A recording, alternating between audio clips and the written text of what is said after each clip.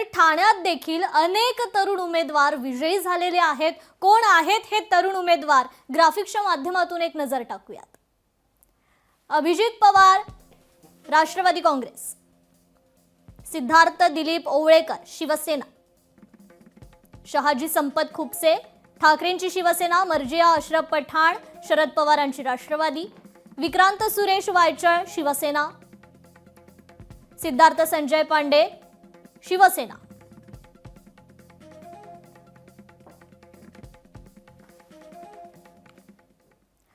मुंबईकरांसाठी महत्त्वाची बातमी आहे। पाणी जरा जपून वापरा, कारण 20 जानेवारी ते 22 जानेवारी पर्यंत कमी दाबाने मुंबईत पाणी पुरवठा होणार आहे। काही भागात तर पाणी पुरवठा बंद देखील राहणार आहे।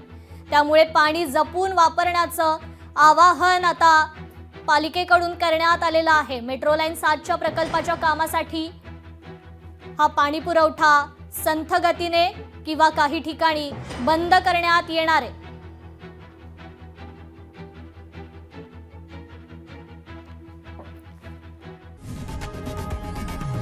लोकशाही मराठी ऐका, पहा, जागरूक रहा।